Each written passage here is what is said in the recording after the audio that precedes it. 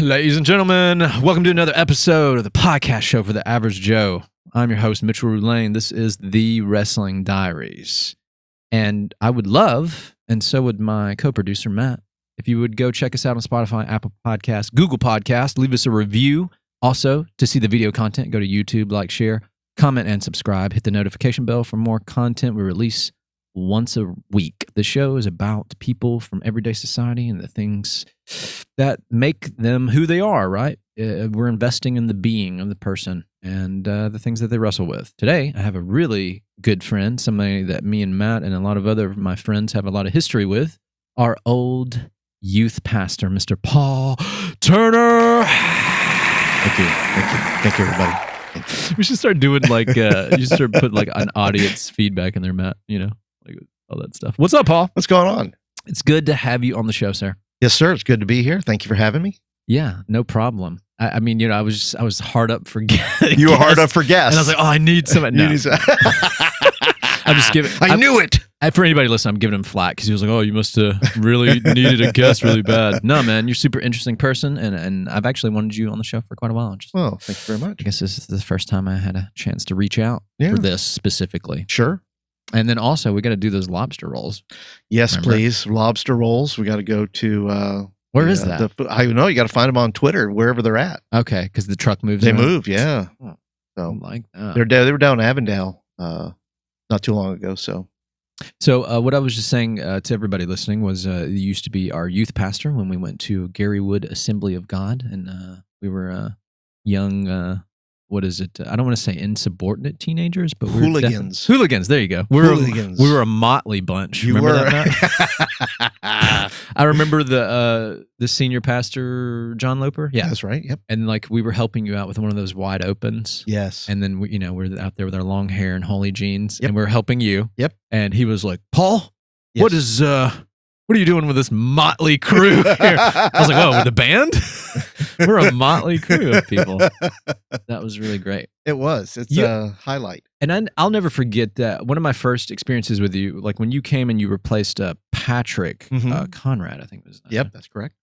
You kind of took a shining to me and Thomas initially. You invited us out to lunch and stuff like that. And I've always wondered all these years later, I don't know if I ever actually asked you. If I did, I completely forgot. But what was it about us that you wanted to hang out? Like, why did you want to hang out with us? We looked like crazy kids. It's exactly the reason I wanted to hang out with you is because you look like crazy kids. And that's part of my DNA, being a weird kid growing up. So my heart always goes out to those who are a little, different or don't look like they fit in with society, maybe. Yeah. Because they have that kind of edge to them where everybody else can kind of guess, they're very vanilla, maybe. But I tend to gravitate towards those who are a little bit different and who just look like they could get wild. And I go, look, if these guys here would, give their heart to Christ, man, they could do some incredible things using whatever gifts and talents God's given them. And I just said, look, we're just going to go on a journey together. And that we did. And so I think all my reasoning was validated for making those connections. I think that's a nice way of him saying that he likes freaks, Matt. I like freaks. Look at these freaks. Okay, well, maybe. Were you I don't know if I've never asked you this before. Were you like a punk rocker growing up? Like that, kind of punk rock thing? Because that was our mentality. Well, sure. Well, I had a punk rock mentality, although I wasn't necessarily into punk. Of course, there was the Sex Pistols and things like that. So yeah, so I gravitated. I was more growing up in the 80s. I was more maybe into metal. Okay. Into the real Motley Crue. Yeah, right. The real Motley Crue. The real Motley Crue. And so I was into all that world. Yeah. Big fan of Dungeons and Dragons. Okay. Played. And that game's been around forever. It has. And so I was always in that nerd crowd, but I always wore I had zero school spirit. Like I could have cared less about school. I wore black on red and white days.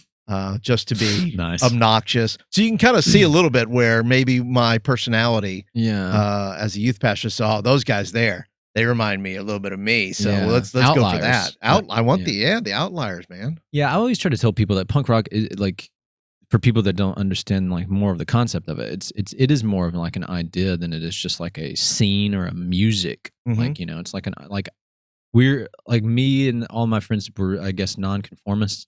We just wanted to dress like we wanted to dress and do the things we wanted to do that we liked, and it didn't matter if everybody else is doing the same thing and blah blah blah. Yep. So I feel like individualism is what people should strive to be, right? Absolutely. And we in our youth group at the time, we had all kinds. We had all kinds of people, but I thought we had a very loving group that kind of welcomed everybody in. Everybody kind of, you know, coexisted very well. And so yeah, so I tried to make that the norm, where it wasn't like, oh, look at those guys, they're weird. No. That's just who they are. They're part of us though. They're not out there whatever, you know? Yeah, and I remember we all like me and Thomas really liked Patrick a lot, but then you came along. I was like, oh, this kid, he bought us Taco Bell. So I think we might have a new favorite youth pastor. So we love some TXB. Represent. But yeah, where did you come from before you started your job at Garywood? So yeah, before I came to Garywood, I was working at a Christian camp down in Vero Beach, Florida, and I was working there. I'd worked there. I have a long history with the camp. The camp's called Life for Youth Camp in Vero Beach, Florida, and they that's where I went to as a camper, and wanted to give my heart to Christ there, and worked several summers there. Was, you know, I was like worked up in leadership, was Bible team leader, was camp pastor, was day camp director for a year, and, you know, did all that stuff. And then eventually, you know, was working there for 4 years. And it's also the place where I met my wife. So also a special place. We were counselors together. And since 2001, I have been speaking there every summer, and this summer, going back, will be my 20th year speaking for a week at camp there. Wow. That's wild, dude. Are you originally from Florida? No, I'm originally from New York. I actually grew up in New York till I was about 11 or 12. Oh, wow. Then my dad passed on, and my grandfather was living in Vero Beach, Florida. So my mom and I wound up moving to Vero Beach to stay with him and take care of him, and that's how I got to Florida. Okay. Yeah. Wow. Yeah, you don't really have that New York lingo going. Not anymore. I don't. It's been, you know, being in Florida will do that to you for a little while, but then once you marry a girl from Alabama. Oh, was she originally from Alabama? Yeah, Hueytown is. She was just in Florida for the camp. She was in Florida for the camp. That's right. Okay. And all things being connected, her church growing up was Garywood Assembly. Okay. So she had gone there for years and years and years. And then she's the one that found out that there was a job opening. I was not going to go back to full-time youth pastoring for various reasons. Right. And I just said, you know, this would get her closer to her parents. And I said, you know, I can't be selfish about it. So I'm going to apply, thinking there's no way I'm going to get it. I thought, I'm not going to get it probably. So I went ahead and applied, and lo and behold, got the job. So wow. How about them apples? What do you know? Where's the bulk of like your family at now? Like, is it in Florida or New York or in Alabama? Is it interesting? You're talking about my immediate family, right? And there were people that are like cousins, things like that. Sure, yeah, right, sure. Well, mom, dad, brothers, sisters. Sure. Well, that is an interesting story as well, because when I left New York, and I was, you know, 11, 12 years old probably at the time, and I really was connected with a lot of my cousins. You know, you get together for family and things like that. But moving to Florida just decimated all that. There was really no connection because there was no internet. There was no way to really communicate. I mean, if you wanted to go back and visit, I guess you could, but it wasn't good for facilitating that. And so for me, I was very much alone, you know, in the sense of I'm in a new place called Florida, and had nobody really. And so after my mom passed in when I was 30, I really had nobody at that point. So after having both parents pass on, and then being distant from cousins and things like that, you know, it was essentially, you know, where you feel orphaned, you know, right? We have the only family I had was the family that you know, that I created, right? That I made. I have created these lives. Look, you are alive because of me, and my wife. And so that was, you know, the solid unit there. And then just it's so funny you asked that, because just probably 5 days ago, I heard after 40 years, had gotten a message from one of my cousins Wow. in New York. Wow. And we talked for about 20 minutes. So she wound up calling me. And so her name's Karen. And over the years, over the past probably 5 years, I would say I got in touch with maybe 3 cousins. My cousin Danny, who I was close with, my cousin Nancy, and now Karen. So that was an interesting set of circumstances. I imagine it was refreshing to catch back up with them, though, right? After all these years? 100%. Catching up on all lives that have happened for decades. Of decades, yeah. You're trying to catch up, and you're trying to squeeze, that amount of time in such a short amount of conversation. Yeah. And, my hope one day is to go maybe fly back up there and maybe visit with them. Sure. Just to kind of get around and, be able to talk and have conversations, because it's funny, because when you are distant like that, you tend to lose a sense of self. You lose a self, part of your identity almost. Because I was really a New York kid growing up in Brooklyn, and when you don't have family, I mean, in reality, I'd have to go back and ask them. That's probably what I will do. I says, look, what do you remember about me? Because I don't remember a lot necessarily about myself at various ages, because they were all older than me. So I would have to get their perspective to even understand what I was as a kid, which is kind of weird, right? You were hard-nosed. You was beating people with bats, robbing them on the side of the road for a cannoli. For a cannoli. Or a slice of pizza. Get him some pie. He broke that kid's nose. He wanted a pie. You want to give him some money for the pie. I hope it's not that, but it's probably. Based on what you've been saying, though, about all that, I guess it's safe to assume that you don't have any siblings then. You're an only child? I don't. I'm actually. That explains a lot, Matt. It sure does, yeah. I'm kidding. I'm actually adopted. Oh, okay. And so is my wife. Wow. Which I did not know until I didn't know this met her. Now. And so both of us are adopted, which is interesting too, that my daughter went into worked with an organization that was about adoption, international adoption. So that was fun to see that. So for me, I could have siblings out there that I don't know about. Yeah, like biological siblings. I could have biological siblings, and so you have you have so much involved with being adopted, right? You get the idea that you're chosen, right? Because that's the thing they tell you, right? You're like, well, every other kid was made. Yeah, they just were random, and you were chosen. Wow. And so that's great up until a point, and then you're like, yeah, but I kind of would like to know what the rest of the story was. Yeah, right. But, you always sit there and wonder, I imagine. Yeah, it's like how terrible I was. Was I an ugly baby that they had to give me away? I mean, you think of things like that, especially when you're younger. I don't think about that now, but I always think about, and somebody said, well, why don't you go and do research? And, and of course I've done some ancestry.com type stuff, but without names or without certain things, you can't really make all those connections.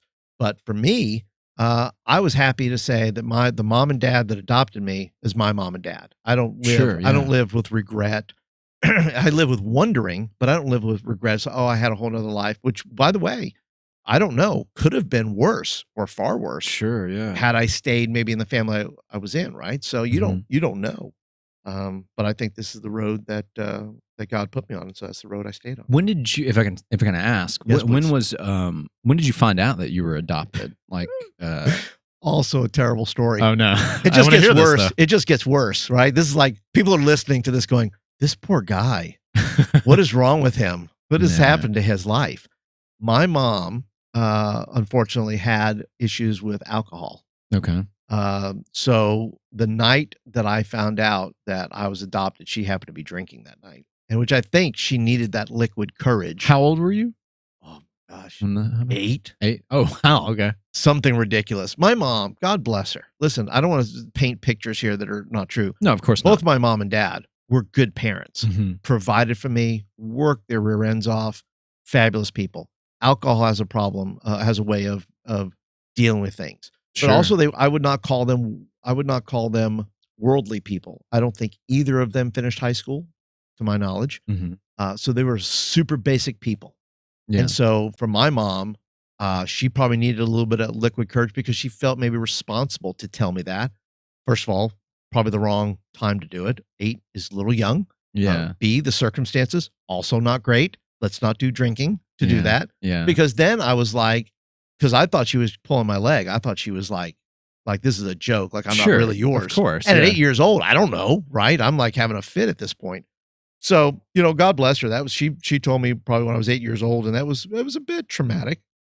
But I recovered, and but it was a little it was certainly not the way I would have liked to have found out something like that. My sisters used to try to troll me when I was little and be like, "Oh, yeah, you were adopted. Your mom just picked you up." And I was like, "Oh, is that why I'm so much better looking than you guys?" Ooh, there you go. Boom. Chapow. That's what happened. You don't mess with 7-year-old Mitchell. Don't do it. But anyways, so that was that pretty traumatizing for you, I guess, as an 8-year-old? It was. And once again, my mom loved me, cared about me, but I think she felt at some point she had to tell me that. And she chose this time to do it. Yeah. Can't control any of that. But do you feel like something like that makes you grow up faster? Like hearing something like that? I think it does in a way, because you have now, you're burdened with this knowledge, right? You're burdened with a sense of self that you weren't aware of. That now you have, not only do you have the life you have, it's like being told, like in the movies, like you were really like a part of a family that was like, had billions of dollars, and you were kidnapped, right? And you were like put on an island, and you lived with this family, and then you come to find out that you have a whole nother world that was out there that you don't know about. Yeah. And you're like, well, what? And then you have no way to investigate that. You have no way to compare. You have no way to connect. You have no way to, there was no solution to that. It was just kind of the bomb that gets dropped on you, and you're like, oh, there you go. Mm-hmm. You're adopted. So after it like all came out, and that was like just common knowledge now in your household, did your parents never tell you about your biological parents or any of that, or did they know? Or they only knew a little bit. They knew that my dad, for some reason, they knew my dad was a guitar player.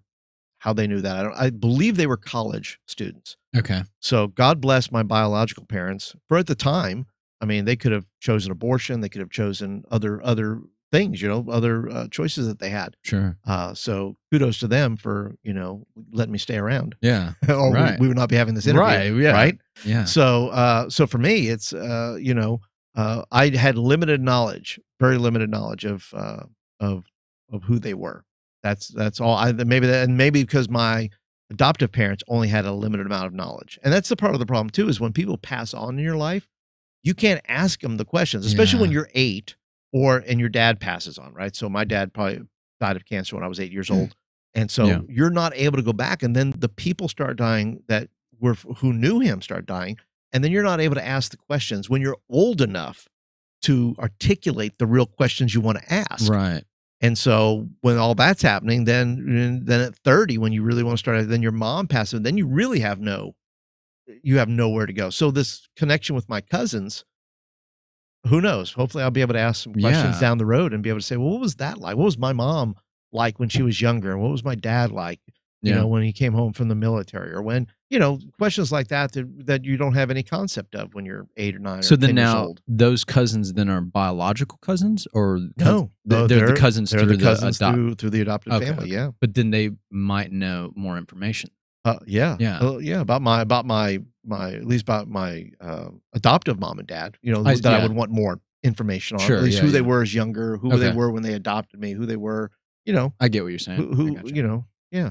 Yeah, I see. I'm a huge creature of closure, right? And so like something like that would just irk me to the core, because like it's just not knowing. It doesn't matter that I was adopted. It doesn't matter like that stuff is whatever. But like just because I want to know why and when and who, and like I'm like, and when I don't get closure, it just freaks me out. Like I'm a creature of closure. I have to have closure. So I would be like, man, clawing at the walls. Not saying that you should be doing that, because we're two different people, but.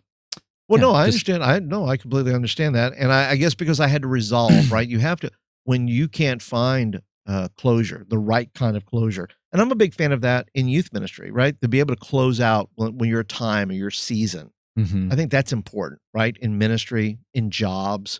Nobody likes to just get fired with like loose ends, right? Everybody, we all want life to be tied up in a certain way. Right, yeah. Right, to find the closure. There has to be the end to the story. Right. And oftentimes that the end doesn't come for a lot of people. Yeah.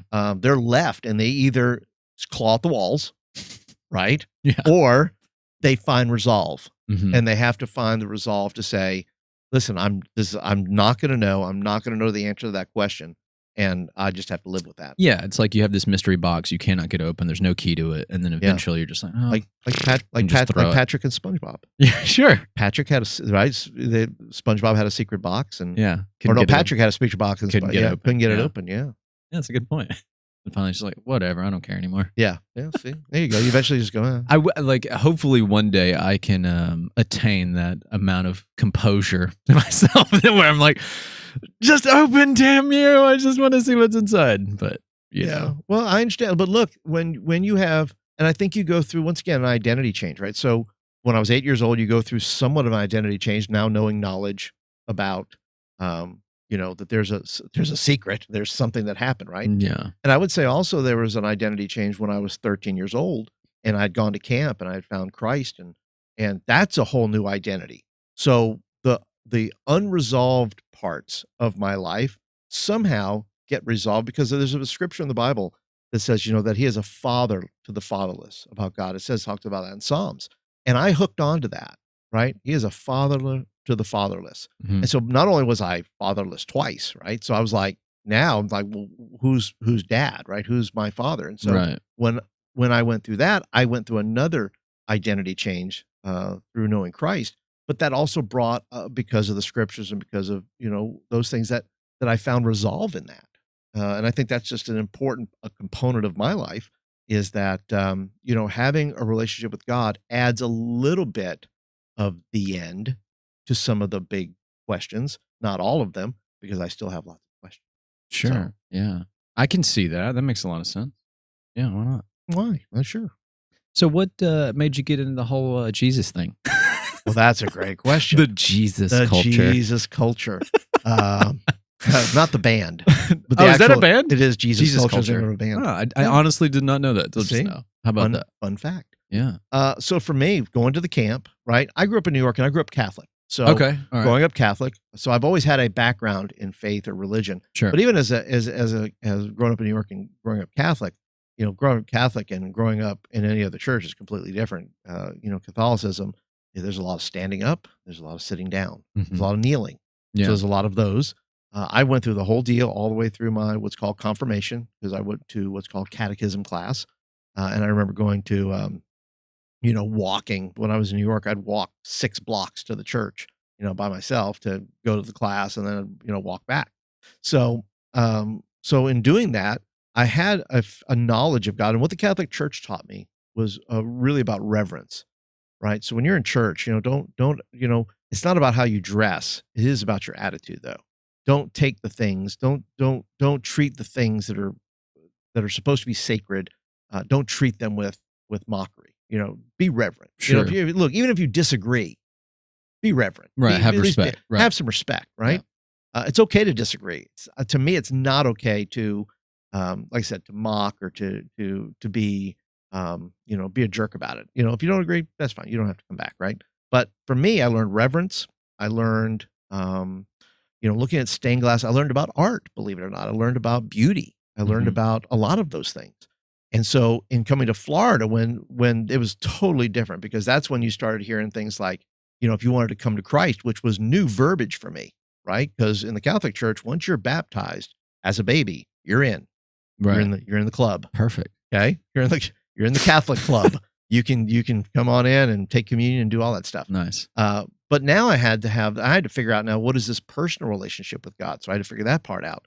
So I thought it was funny that, of course, then, you see people raising their hands during worship and things like that. I'm like, what is going on? It's like a completely different narrative, but to the same story. 100%. Right? So people would raise their hands and I'd be like, the only time in New York City when you see people raising their hands is when they're getting held up.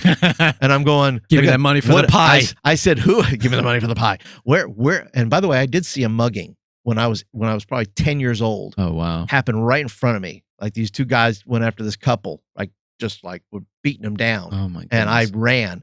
And my friend who I was talking with, I'm like there, and he slams the door and I'm knocking on the door. So let me in, man. Let me in. These people are getting mugged out here. And so I had to go around and jump like a couple of fences to make sure these guys didn't see me. as some sort of potential witness of some Right, kind. yeah, a rat. They don't want you to be a rat. They don't want to be a rat. And in that area, Yeah, that's you know what happens to rats. it's a bad place to be a rat in I Brooklyn. can't believe you should unfriend this person from Facebook immediately. Like, Absolutely. this person is not a good friend. Absolutely. Sounds like something Matt would do to me. Oh Kidding. I'm kidding, Matt. Yeah. Look, just feel free to edit him, Matt. Just cut out and make his words say something else. Something that just reminds me of I really love Matt a lot. And There it's not you even my go. voice. That's right. Just It's edit his- your own voice in. Yeah, Matt. he puts his own voice in. 100%. And so and now discovering that you can have a personal relationship with Christ, in this, I was like, okay, that's new and different and unusual. And so once again, I you go and you heed the call. You kind of like, but you know what? Even that, I can remember when that it for me, when I encountered Jesus, it really wasn't in like the church service. I was talking one-on-one with a counselor in the game room, and he led me to Christ right there. And then I opened my eyes like after prayer, and it was like the whole world had just been created like just a few seconds earlier. Mhm. And like you're looking at a brand new world.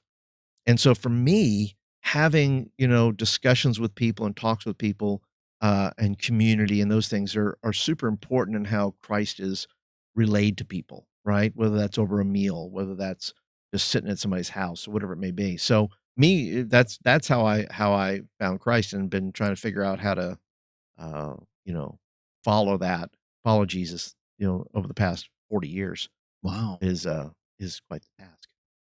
So, it's basically it's what defines you, pretty much. It does. It does. When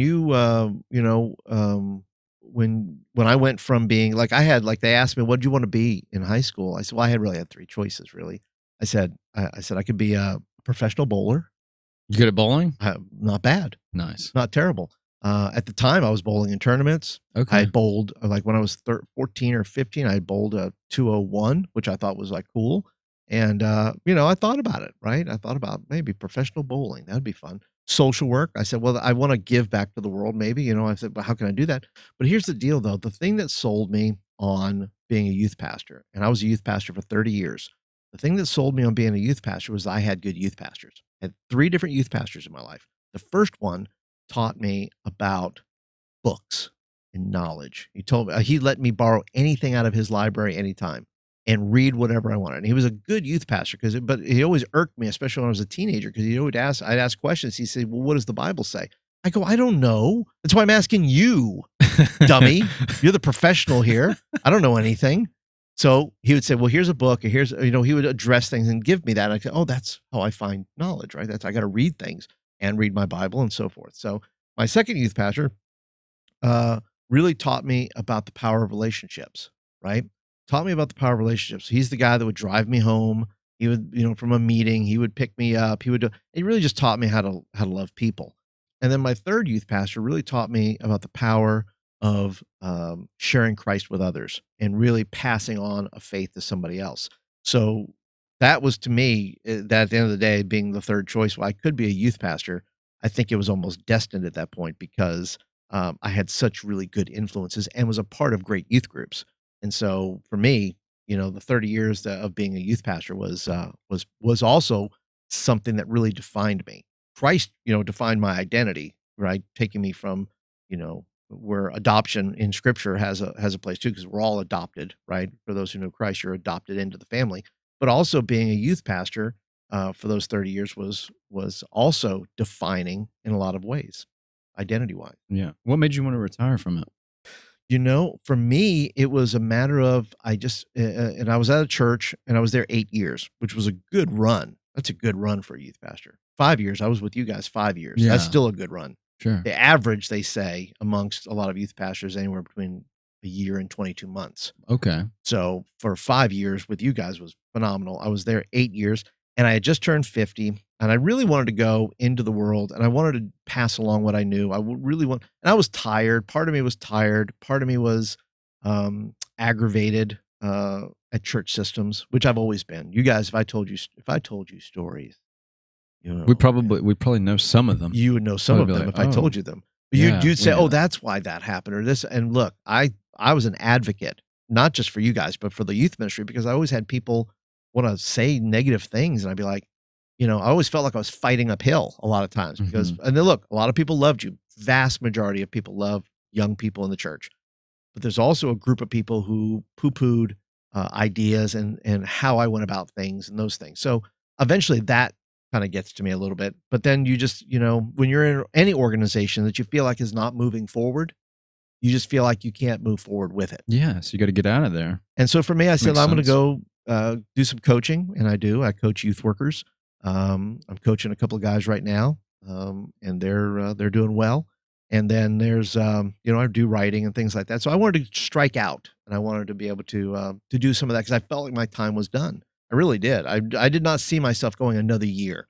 So now today, I have my regular job, which is driving HVAC equipment for a company here in Birmingham, and I drive to various places and drop off, HVAC equipment to people, to companies. Cool. But then I spend most of my other time, working on my podcast, working on writing, working on coaching guys, and still trying to pass along to help youth workers, especially have successful youth ministries. Yeah. Now tell us about your podcast. What's that entail? What's that? What's it called? What do you do? Mine is called Youth Ministry in Motion.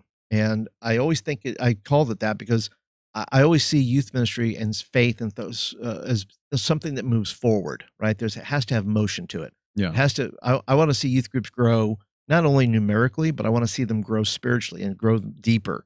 And there's a progressive nature of discipleship that I like to see. So on my podcast, I will talk, I'll do interviews like this with various people. I have one coming up this week with a gentleman who is in charge of what's called Alpha, which is a video-based evangelism curriculum, which is really good. I've done some of that with students in the past, and so what I'll do is I will sometimes do interviews like that, and then sometimes I will just speak my mind, and I will just say, youth workers, I want to talk about this. This is something that's bugging me.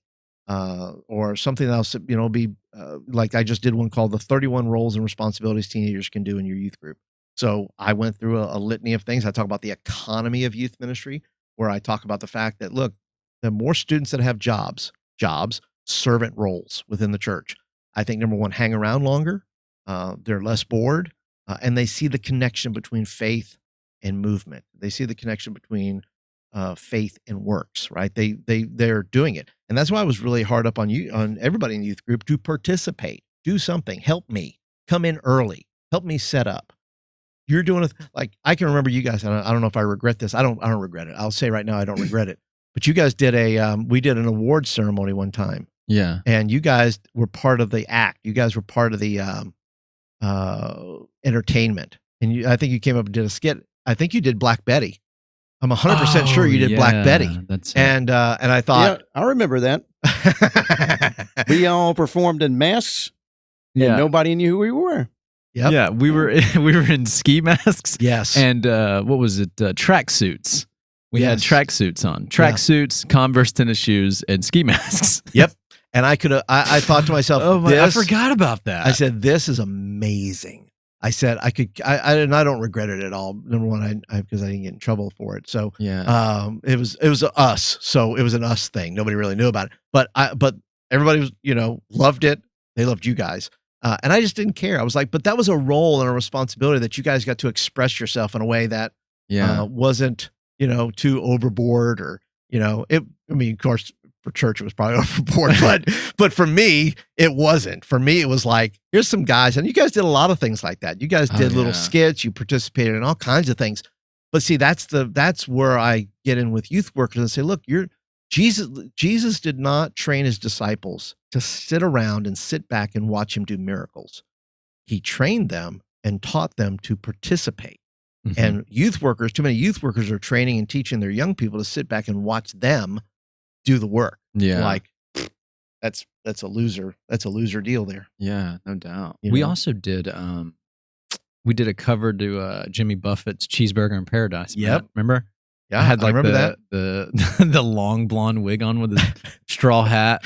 And then somebody was playing this little toy wooden acoustic that was way out of tune. It probably had like 4 strings on it. Yes. Yeah, that was hilarious. It was. And every time you guys participated and did things, but you guys were super, let me tell you something. And look, from my perspective, whether it was Matt, or whether it was you, or whether it was you know Thomas, Jason. or Jason. Yeah, any of those guys.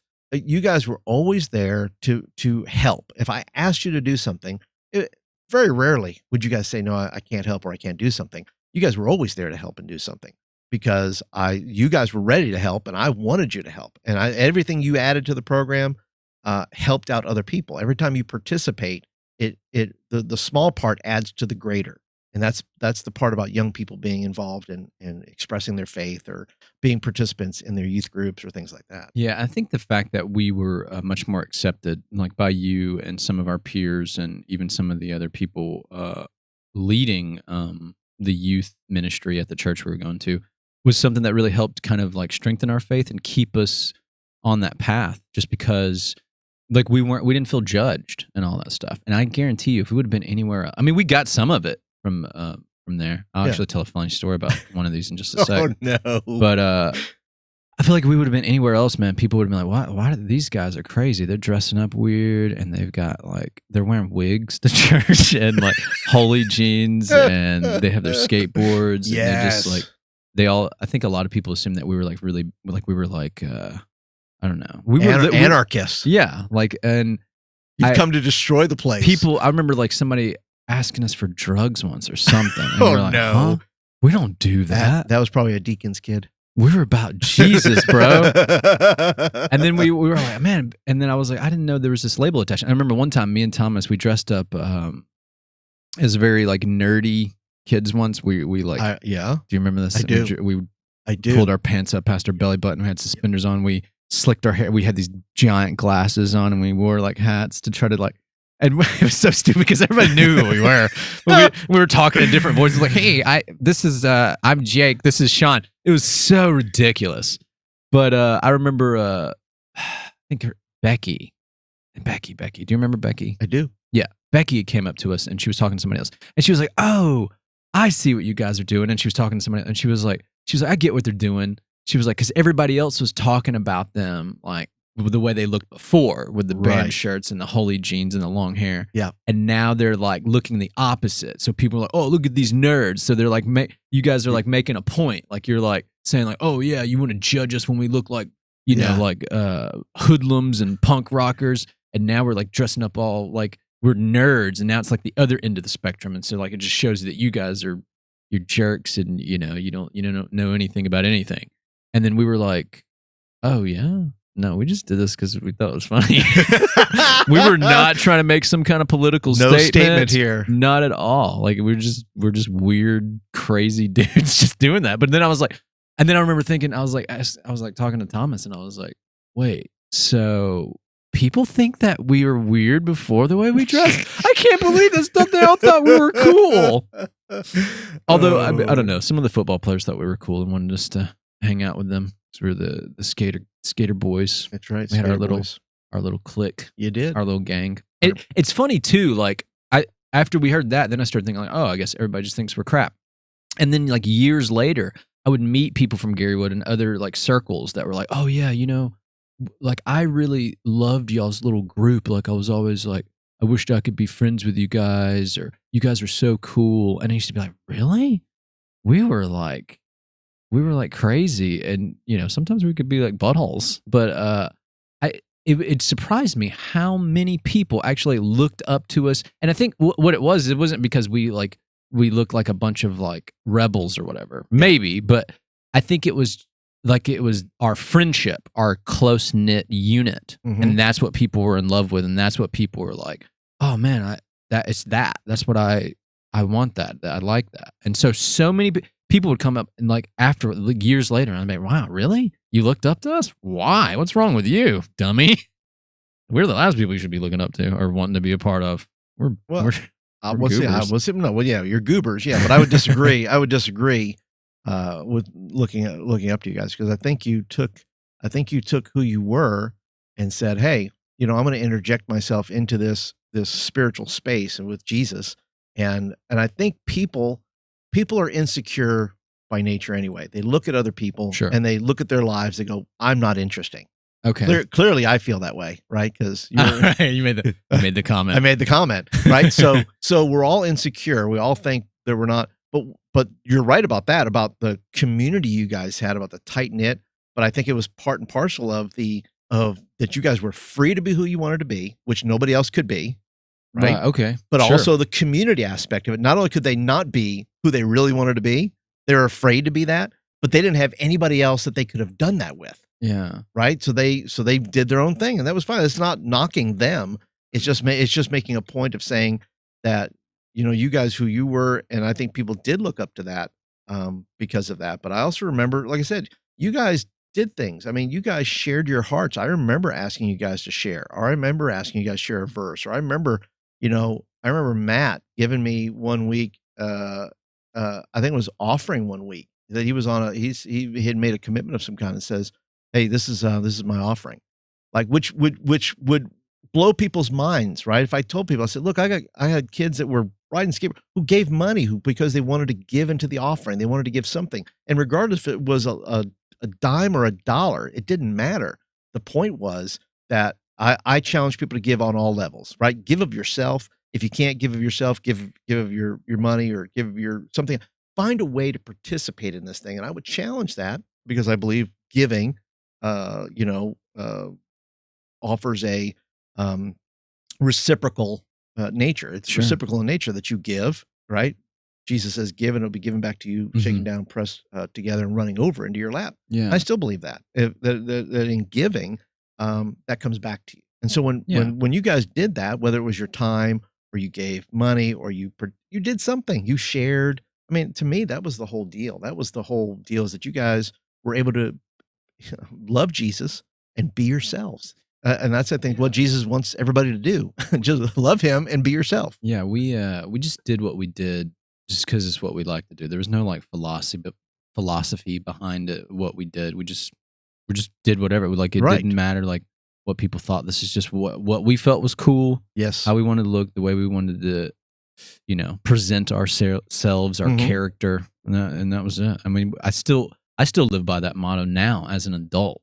Like I dance to the tune of my own beat. That's exactly how it is, and that's the life that I'm gonna live, and the family that I start and have, and that's like what I'm gonna instill in my children and their children's children, because I feel like it's the most important thing. 100%. I agree. That individualism is very important. I agree. But the story I was going to tell about people, I don't know, I guess judging us from our surface level for the way we looked and stuff was, so one night we were at, I think it was like me, Jason, and one other person, maybe it was Thomas or Ivy or Matt, I'm not sure. Were you, as I'm telling the story, Matt, maybe you'll remember and you'll know if you were there or not. You might have not been. Anyways, it was a Sunday night service. So we're in like big church. Yeah. Right. And Pastor Loper was up there preaching, or he was going to be preaching. And I remember like sitting in there and I was like, oh crap, I don't think I put any deodorant on. And then so I lift my arm and I'm like, oh, sure didn't. And I was like, oh crap, there's people around, there's cute girls over there that will probably talk to us after the service is over. I got to go put some deodorant on real quick. So I got up and went out to my truck parked outside to get deodorant to put it on, because it was in my truck. And stupid Jason like sees me get up, and then he follows me. He follows me out there, and then I'm going in there, and I see him walking out, and I was like, he was like, hey, what are you doing? I was like, what are you doing? I was like, dude, you're drawing attention, because I stood up when everybody was sitting down, because they were somebody was giving a message, and they were about to pass it on to Loper. Sure. And so like I was like, oh, I don't want to do this, but I really need to do this. If I don't, like I don't want to stink. BO is a major thing, ladies and gents. Yeah. Don't do it. Right. So I'm getting, and then Jason follows me, and I knew in my head as like a 16-year-old, I was like, dude, that draws attention. Like, so if one of us gets up, it's fine. Maybe I'm going to the restroom. But then you're getting up and falling right behind me. Yeah. And I was thinking, I was like, dude, what are you? And he was like, oh, just seeing what you're doing. I was like, I'm getting deodorant, man. And he was like, oh, okay. And he's just hanging out. And then like Ben Callahan saw us, and he wasn't in the service. He was just driving by in his truck. And then he pulls in. He's like, hey guys, what are y'all doing? And we're like, I'm not doing anything. And then some other kid walked up that was, I think, in the service, like one of our like outside friends out of our circle, but was like pals with us. came out, and then Josh, what was his last name? He rollerbladed. Josh. I know you. I know you know who I'm talking about, right, Matt? Yeah. You remember his last name? I don't remember his last name. He rollerblades up. He's like, "Hey guys, what are y'all doing?" And I was like, "What is happening right now?" You ever seen that movie? There's Something About Mary. Yeah. You know the scene in the bathroom? Yeah. And then everybody's coming in to see Yeah. him zip himself up. Yeah. That's what this felt like. Yeah. And I was like, I came out here to put on deodorant. Jason followed me out. Ben Callahan pulls up. Some other kid walked out to see what we're doing. And then Josh rollerblades up here. So there's just a bunch of people. It's like we're having a block party out in the parking lot. And sure enough, lo and behold, I look over and guess who's walking out in a 3-piece suit? Yeah. John Loper. John Loper. Pastor John Loper. He's walking out. He's got this smug look on his face. And then he's like, all right, fellas, that's enough. Let's get into the service. You know, we don't need to be out here smoking. All right. It's enough of the smoking. We're trying to do some Jesus time here. Stop the smoking and come inside. And I was like, what? And I was like, no, and then like, you know, Ben was like, oh, well, I'm not even in the service. So he drove off. And then, yeah, some of the other kids were walking back. And then we were walking back. He was like escorting us back into the church, basically. And I remember looking at him and I was like, no, I was like, Pastor Loper. I was like, no, we weren't smoking. I wasn't smoking. Nobody was smoking out here, but we weren't smoking. I came out here to get something. And then he completely dismissed me. He was just like, oh, okay. Yep. Like he didn't want to listen. I was like, no. I came out here to, I didn't want to say deodorant because it was embarrassing. He probably wouldn't believe that anyway, maybe. Yeah. But yeah, he just completely dismissed it. He was just like, I was like, oh, Yeah. we weren't out here smoking. He was like, okay. That's part of the issue. I feel like youth pastors are interpreters, right? We have to interpret the language of senior pastors who are normally of a different age demographic to young people. And I must interpret. It's like two people you have to like that do not speak the same language at all. Yeah. And youth pastors come in and have to relay and communicate what did young people say and what did this person say? Yeah, man, you're a generational translator. I am. That's exactly what I am. And I would say this, that as youth pastor, Pastor Loper did not tell me no on very many things. If I wanted money for something and I pitched the idea, he'd give it to me. So I want to just throw that in there, that as maybe his social or cultural, what do I want to say, is not there, right? Especially when dealing with maybe young people, that he cared in a different way. What he couldn't do culturally or socially, he did financially by keeping that youth program moving in regards to that, which is what many senior pastors do. The sad part is that a lot of senior pastors don't get to know their young people as well as they should. Yeah. So unfortunately, judgment is a part of that, especially at the time when we were doing it, because there was a lot of cultural things that were going on in the world that did not make sense to him. And so when you heard a news bite back then, I don't know if it's true now, but it was almost like it was gospel truth. Like, oh my gosh, young people were wearing trench coats. So if somebody was wearing a trench coat at the time and somebody had done something bad in a trench coat, Sure, yeah. and you're wearing a trench coat, it's exactly where the brain goes to in the minds of certain pastors of a certain age who will immediately think that must be what's going on.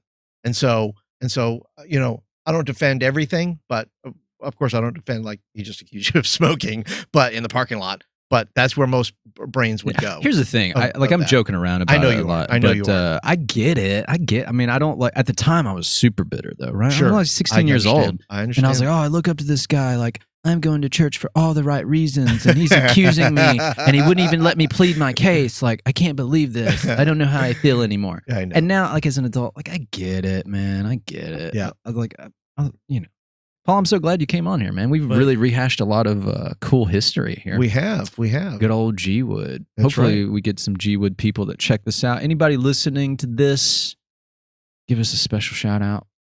That's right. Give Paul a shout out. Give me a shout. If you remember any of us. In our remember us. motley crew. In our motley crew. Oh my goodness. We do appreciate it though, man. Like you definitely stood out. Even if it wasn't just about like being at church and you being a youth pastor, just that you were a great shepherd. And I don't even mean to say that just in the context of faith or religion, right? But just like you were a great older mentor, right? And there wasn't a lot like there was a lot of adults that we were around that just didn't have that flair that none of us had. Like, and a lot of us friends, we didn't have a lot of fatherly influence because we came from broken homes and Yep. stuff like that, and a Yep. lot of I guess daddy issues and things like that. And so Sure. there was none of us had any older brothers or dad like figures that really, I don't know, kind of was like understood us and also helped to kind of like nurture who we Mhm. were as young humans coming up Yeah. into our own. And like especially when you're a teenager, you got raging hormones and Oh, you don't know yeah. where your life's going and what it means. And I feel like for us, we had the luxury of, even though in being that, because we had each other, that was our unit. But then to have an adult that was on the outside that was like, oh, I get you guys to an extent. I get you guys, and I see what you're doing, and we really appreciate that. That was really huge for us, I think. Well, it's a privilege for me. Yeah, A privilege. yeah. The honor's all yours. Honor is all mine. I won't go into all the trouble, that I got into, but that's okay Hey, because of it. But it was it's okay. worth it. We don't mind. It We was- didn't have to That's deal right. with it. That's right. And the fact that we talk about Wrestling Diaries, we could Uh-huh. go into the whole wrestling at camp. Oh, gosh, Was a yes. whole nother element, yeah. which I think has maybe impacted the name of this podcast. Maybe that, and the fact that you guys were backyard wrestlers anyway. Yeah, well, yeah, but- the name of this podcast is infected by the fact that we did backyard wrestling, Yes. and that we were professional wrestling fans growing up. Yes. So I planned on wanting to write a book, Mhm. and the title, The Wrestling Diaries, is like a double entendre. Like it has two meanings. One Yes. is it is actually talking about legitimate wrestling, Yes. because the story is based off of some of the characters that we created Yep. fictionally. Yep. But then it's also about a character who is wrestling with his own personal demons. So Mhm. there's and then I was like, that's actually a concept that everybody deals with. So I want to start a serious podcast, and I'm going to call it The Wrestling Diaries, because the Struggling Diaries just don't have the same ring to And it. you're bro. absolutely right. It's a good name. But on that note, Mr. Paul Turner, Mhm. preaching and teaching all those impressionable minds out there. I am. Sir, Yes. what are some of the things that you as a man in this world are struggling with yourself? What are you wrestling with? What are the demons that you are always trying to overcome? Or maybe not always, but here and there. What are those monsters in your closet that you're fighting with to try to keep in there? Wow. Well, I have a lot of them. We don't have that much time, I don't think. But but I would say this: men in general struggle with work identity, right? That your calling in life. What is it? What am I supposed to do with my life? Mm-hmm. And then you have a job, and you have a job for so many years or whatever it may be, and maybe you leave that job, and then you're kind of lost on the wind a little bit, right? So for 30 years, I was a youth pastor, and then I've gone through the process of, saying, well, okay, what am I then, right? What am I then to the church? What am I then to? Because I'm not a professional youth pastor. I'm not paid. I'm not on staff anywhere. I'm not. And so when you begin to kind of untangle that a little bit, you have to say, well, where was my identity all those years? I would like to say that my identity was in Christ, but as a human being, as a man, you have this job, this role, this shepherding responsibility that I've had for so long. And now you're like, yeah, I don't do that as much anymore.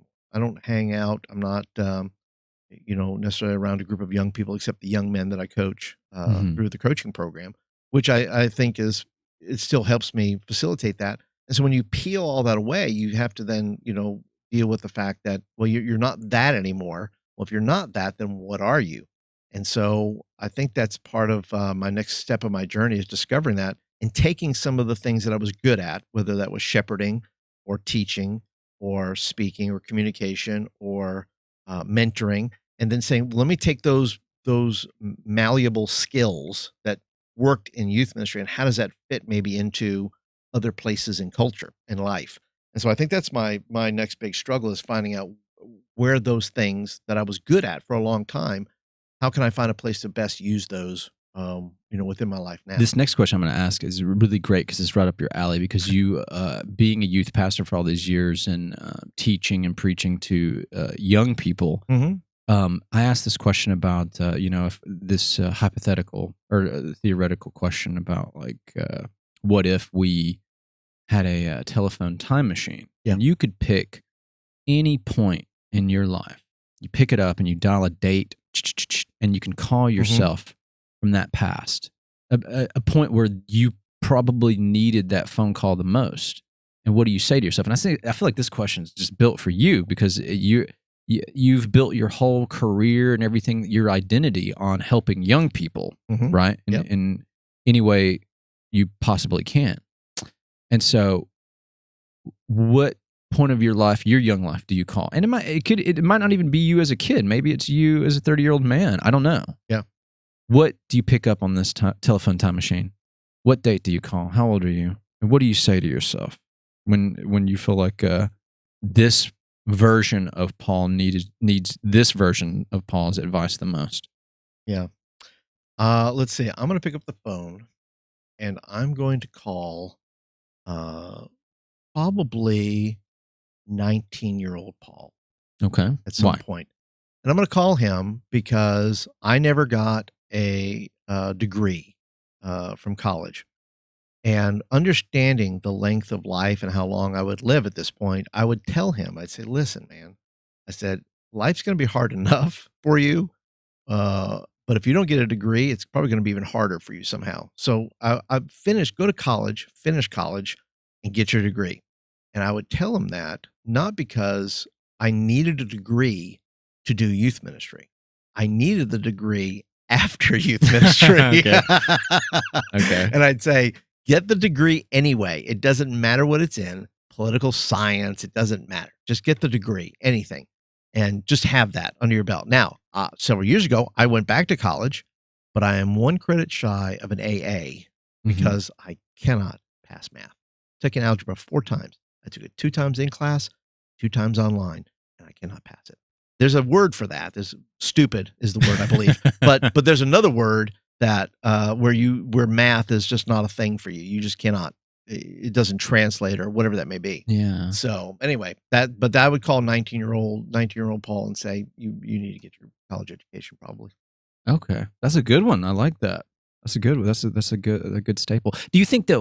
And I have to ask this: do you think though that that's important for everybody, that they have to have a college degree to do whatever they want to do in life, to chase whatever aspirations or dreams or goals they have? No, but even their dreams and goals and aspirations, they don't last forever. In other words, you're going to find yourself at in-between places of your life where that degree might matter, right? Where you say, well, I would like to teach, right? You have a certain gift set or a certain skill set that works well in a place that you might need a degree for. So having the degree isn't about, you don't need the degree to live your dreams. The degree is simply like what fallback. It's a fallback, but it's what at this point in the universe where the degree is still a thing. In other words, they're still judging you based on what college you went to, what was your GPA, so forth and so on. Yeah. Until that's not a thing anymore, you should have one. You don't have to have stellar marks. You can get all D's for all I care, but get the degree and at least say that you have something so that if you go somewhere for whatever reason, whatever the powers that be are looking for on that resume, they will see that you have run the gauntlet and you have successfully somehow graduated from a higher education institution and would be an asset to their whatever they have. Okay. Very well said. Yeah, I personally have my PhD in thugonomics. Thugonomics. Give me that pizza. Give me that money so I can get that pie. Yeah. Great, man. Okay, cool. And in finality, yes. sir, one day, hopefully very, very, very far in the future, when you're long and gone, what is the legacy that Paul Turner leaves behind on this world to his friends, to his confidants, his family, and everybody that knew him? What is that? What do they etch into your stone? What do they write poems and books about? What do they speak in your eulogy? Well, you know what? I always think about that. Of course, you think about your life at a certain age. You think about what you want to do. And I always thought at my funeral, I would want a cross section of people to speak at it because I don't want I don't want people to know Paul Turner as one thing. I don't want them to say, "Well, Paul Turner, he was a great youth pastor." Okay, that's great. What else did he do? Right? He did some other things. I wouldn't mind. I think part of my legacy is sitting in this room here. I think Matt, I think you are part of that.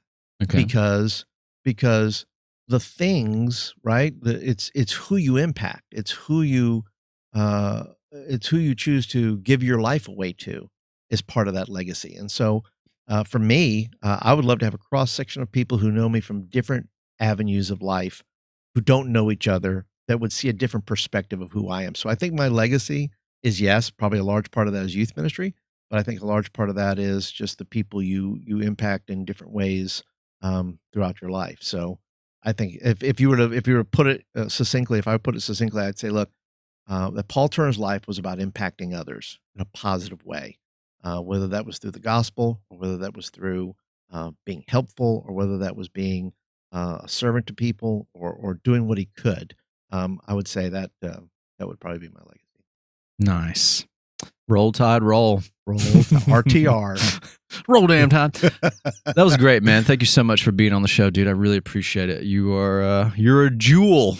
Well, you are a diamond, sir. A flawed jewel, but yes, a jewel nonetheless. Next time you come on the show, we'll have to talk about some more nerdy stuff, man. Oh, like buddy, comic books and sci-fi. I got Heck stuff. yeah. I got stuff for you, man. Let's do it.